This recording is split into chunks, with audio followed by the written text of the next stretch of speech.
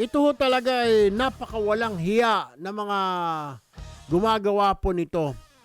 Simula po yata sa Lunes ay hahantingin na ng BIR o Bureau of Internal Revenue na gumagamit ng mga peking PWD na ID. Sige, dapat hindi lang BIR, dapat pati NBI, pati PNP magsama-sama na. Sa naging pagdinig po ng Senado kamakailan, lumalabas na 1.8 million lang po ang mga rehistradong disabled o may disability o may kapansanan sa ating bayan, 1.8. Pero alam nyo ba kung ilan ang PWD ID na issue ngayon? Halos 10 milyon, sus pariusip. Ibig sabihin, 8.5 million ay hindi mga PWD. Dahil dyan, mahigit 8 milyong nakikinabang sa 20% discount na para lang sana sa mga disabled nating kababayan. Ang kawawa, ang pamahalaan dyan na umaabot sa 88 billion pesos ang nawawalang kita. Dahil nga, syempre, yung mga tindahan na nag-afford ng 20% discount, ay syempre sisingilin nila ang gobyerno. Mr. Gobyerno, ito po ang bumili sa amin, 100 na PWD. Siyempre, ang gobyerno, yung mga tax incentive. Kaya, 88 billion pesos ang nawawalang kita sa pamahalaan taon-taon. Napapanahon na talagang tuldukan na ito. Matagal na pong problema ito. Marami tayong naririnig na isang pamilya sila, 10 sila, kumain ang lulusog ng katawan. Lalabas ng mga PWD. Diyos ko po naman. Kalukan! Ewan kung saan ang problema rito. Pero nasa linya po ng aming telepono si Ma'am Glenda Riloba, ang Executive Director ng National Council on Disability Affairs or NCDA. Magandang umaga po, Director Riloba. This is Erwin Tulfo. We're live dito po sa PTV and Radyo Pilipinas Nationwide. Good morning po. Good morning po, Congressman Erwin, at sa inyo pong mga taga-subaybay. Magandang umaga po, sir. Alright. Ay, nabalitaan nyo na siguro ito. Kahapon po sa Senate hearing, lumalabas, ay meron tayong 8.5 million na mga kababayan na may hawak ng PWD ID. Pero hindi naman mga PWD dahil sinasabi po ng BIR, sinasabi po ng mga otoridad, sinasabi po ng DOH, ang registered na PWD lamang sa kanila, 1.8 million na mga Pilipino. What is your reaction on this, Ma'am Glenda Riloba? Sir, totoo po ito at kasama po tayo sa Senate inquiry na ito at nakakalungkot pong isipin na ganito na po kadami, yun pong nag-e-exploit po sa opportunity or benefit po na dapat ay para lamang po sa ating mga kapatid na may kapansanan, Sir Erwin. At nagkaroon na rin po kami ng roundtable discussion kung paano po maaaring maresolbahan ang issue nito, sir. Alright. Local government po, di po ba ang nag-i-issue nitong PWD IDs? Hindi naman talaga ang isang national government agency or DSWD. It's coming from the LGU. Tama po, Ma'am Glenda? Yes, sir. Opo, nakalagay po kasi yan sa batas na ang issuing authority po ay ang mga local government unit to the Persons with Disabilities Affairs Office. Okay. Ang NCDA po ay maaari pong mag-issue pero emergency cases lang po, sir, ang issuance ng NCDA. Alam mo, ma'am, I don't know, baka pwede kayong may nakalagay pala type of disability. Ang karamihan ng sinusulat ay psychosocial disability. Yung sinasabi kagad may diferensya sa pag-iisip. Ito raw po yung nagkakalat ngayon na napakadami. Kasi paano mga interviewin? Meron ka bang diferensya sa pag-iisip? Pero mag-isa naman. Kung may problema po sa pag-iisip, bakit siya nakakapaglakad mag-isa? Di po ba? Dapat po may kasama siya. Di po ba, Ma'am Glenda? Will you agree with me? Sir, yung pong psychosocial disability po natin ay madami po siyang parang divisions or categories po. Meron po dyan na bipolar, meron po dyan na anxiety disorder, at totoo po yung sinabi niyo, pangalawa po siya sa may pinakamataas na na number ng disability. Siya po yung pumapangalawa. Meron po tayong 273,000 na may psychosocial disability po, sir, sa ating registry. At talagang hindi naman po natin nakikita on our naked eye, sir. Opo. Ano ang Ano pinakauna na pinakamaraming type of disability, ma'am? Sir, ang una pa rin po sa atin, yung physical disability, kasama na din po dito yung orthopedic, at pumapangalawa po sa atin ang psychosocial disability around 273,000. At ang pangatlo po natin ay ang may visual disability, 225,000. And then sumunod na po dito ang may mental disability at saka po yung speech disability. So, kung isuspahin natin yung apat na kasunod po ng may physical disability or yung apparent, non-apparent na po, sir. Kaya kung titingnan nyo, pag pinagsama-sama mo sila, mas madami po siya kaysa dun po sa nakikita ng mata. So, mas maraming non-visible. Yun ang sinasabi ninyo. Hindi mo makikita. Kung titignan mo lang yung tao, hindi mo masasabi na siya ay may disability. Tama po, Ms. Relova? Opo, tama po, sir. Pag sinuma po natin yung not apparent, lalabas po na mas madami po sila kasi sa registry po natin is 1.8. Yun pong may physical disability po ay 747,000 lang po. So kaya lalamang po talaga yung may mga non-apparent. At ito naman po, sir, ay bago po sila mabigyan ng ID, kinakailangan po meron silang diagnosis na nagmula sa expert ng particular disability na ito. Ay, karamihan naman po, hindi na po kailangan expert. Ang expert lang ay ito. Ito lang ipapakita mo. Ito po yung expert, oh. Oh, 1,000 ho, yan yung expert. Hindi mo na kailangan pumunta sa mga psychiatrist. Lakad ka lang, pumunta ka. Dok! Bigyan mo nga ako ng referral dyan, disability. Oh, yun, ma'am. So ano ang suggestion ninyo? How do we curtail this? Paano natin matuldukan itong panluloko at panlalamang sa ibang kababayan natin na mga nagtatrabaho talaga, yung iba nga na talaga may kapansanan na pero ayaw mag-apply ng mga ganyan because gusto niyang ayaw niya masabihan na pabigat siya sa lipunan, instead they keep on working. Paano natin matutuldukan ito? May mga ideas po ba kayo dyan sa NCDA, Ma'am Glenda?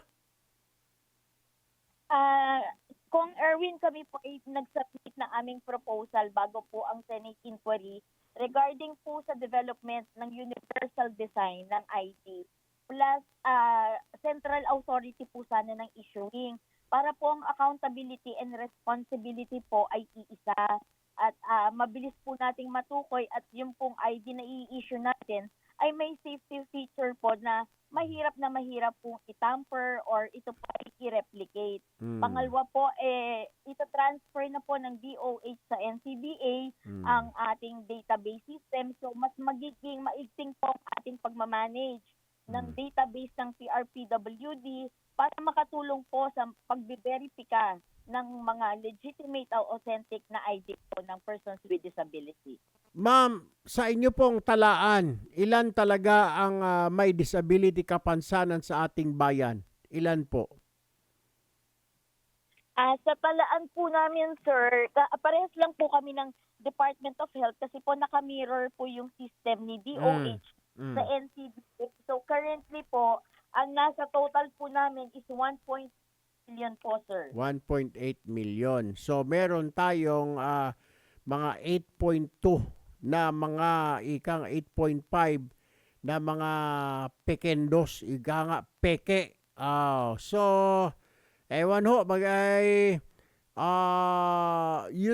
yung sinasabi yung universal system lang, hindi ba dapat masisidid dyan yung mga nagbibigay ng certificate, Ma'am Glenda? Dapat ito rin yung habulin, ito mga espesyalista na sabihin, sige, may disability ka, apply ka kagad dun sa LGU ng PWD card. Yung iba nga, ma'am, alam ko, may arthritis lang. Hindi naman, is arthritis considered a disability? Pag uminom ka lang ng Arcoxia, nawawala po yung arthritis, Ma'am Glenda.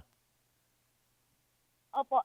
Sir, meron po tayong pending na bill dyan po sa lower house. Ito Oh. po yung pinagsama-sama na po natin yung iba't ibang bill. Yung una, yung lifetime validity ng ID, Oh. central issuance of ID system, Oh. universal design. Kasama na din po yung paglalagay natin ng penal provision Oh. para po sa mga umaabuso. Kasi currently po, sa current disability law, wala po siya. So dito po sa pending bill dyan, nakalagay na po yung penal provision sa misdiagnosis, misrepresentation, Oh. facilitation. Tsaka- Yung pong kasama na rin yung nag-issue. Oh. Yes, sir. Opo. Tama, tanggalan ng lisensya. Kung siya man ay doktor o ano man siya dyan, dapat tanggalan siya ng lisensya dahil pakikipagsabwatan. Tama po? At tama po, sir. At pati din po yung mga official ng mga gobyerno sa mga Oh. munisipyo Yun. na nagpa-facilitate. Oh. Perpetual disqualification na po sila. Ah. Hindi na po sila pwede. Dapat may kulong, ma'am. Para tumanda, dapat may kulong. Kasi mga perpetual, pwede naman sila magtrabaho dyan sa mga private. Dapat, si doktor may kulong na life imprisonment. Si LGU may life imprisonment din. Para tumanda. Para, ika nga, hindi nila uulitin. Kailangan lagyan ng pangil ang mga batas kasi yun lang ang naintindihan ng mga tuso at mga buang. Yes, sir. Kasama din po yan. Meron pong monetary penalty. Meron din pong penal penalty po or Oh. penal provision, pagkakakulong. Ah. Kasama na din po yung at stake ang license nila at yung trabaho po nila, sir. So yun nga po yung pinosisyon ni NCDA as stricter and stiffer penalty po Alright. sana sa mga umaabuso po. Alright. Ma'am Glenda Reloba, Executive Director po ng NCDA. Maraming salamat po sa inyo. Magandang umaga po. Maraming salamat po Kung Erwin at mabuhay po kayo. Samantala, nasa linya rin ng aming telepono ngayon si Assistant Secretary ng DILG, Jessie Lanete. Magandang umaga po, Asek Lanete. Good morning po, Kong Erwin. It's nice to be back on the show. Ano Opo. po yung pwede namin may assist ngayon, Kong? Ay, hindi, pinag-uusapan po namin, Asek, itong mga mukhang inabuso na itong disability cards at sabi sa Senado kahapon, there are 8.5 na mga disability cards na gumagamit ng itong mga kababayan natin, pero hindi naman disabled dahil ang may disability lang sa ating bayan according to DOH and NCDA, the National Center for Disability Affairs, ay 1.8 million lamang ang nakaregister na disabled. Pero how come around 10.3 million na PWIDs ang nagkalat ngayon sa ating bayan, Asek Lanete? So, That's correct po, Kong. Oh. We heard of that also, no? Parang ang nangyayari kasi dito, under the existing kasi na rules natin na in-issue ng NCBA, yung issuance ng PWD-ID, number one, if it's an apparent disability, so for example, obvious nung pag nakita mo yung tao na may visible. disabled, You're saying that's visible. right. Oho. If it's visible, then you don't need a certification, no? Opo. Pero if it's a non-apparent disability, it requires you to submit a certification coming from a medical practitioner stating na PWD ka. So it is only upon the issuance of this certification, no, ng non-apparent disability na mag-issue yung LGUs natin dapat ng mga PWD IDs. The tricky portion kasi dito po, Kong, is that siyempre, yung person natin who's issuing yung PWD IDs natin, nagre-receive ng application, they do not have the technical competence to know whether or not this person indeed has this non-apparent disability. For example, yung lumalabas po psychosocial disability. There is a very wide range kasi of diseases that might fall under yung psychosocial disability. But ultimately, yung issuing person is relying on just a certification na nagsasabi doon na this person has so-and-so disease and therefore entitled siya to the issuance of a PWD ID. Yung issuing LGU natin has no way to determine whether or not totoo to o hindi. And ang nakikita namin, just like any other system, prone prone to abuse yung ganito. We've actually asked yung NCDA, we've also had a meeting with yung DOH. We're asking also for and on behalf of our LGUs yung clear guidelines, no, on what can be considered as a non-apparent disability. Ano yung mga psychosocial disabilities na pwede natin pagbigyan.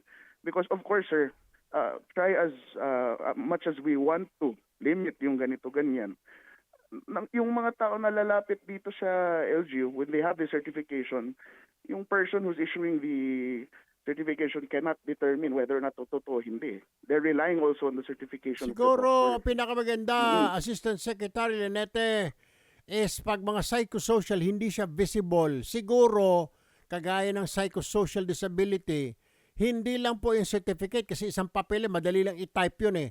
Dapat, bigyan din, dalhin din nila yung medical record ng pagpapagamot niya, therapy niya, na talaga siya ay may ganito, meron siyang bipolar, kasama na dyan yung kanya mga reseta ng gamot na iniinom, para talagang masabi ng issuing agency ng LGU, okay, meron siyang 10 pahina ng pagpapatingin na buwan-buwan sa doctor psychiatrist, meron siyang reseta.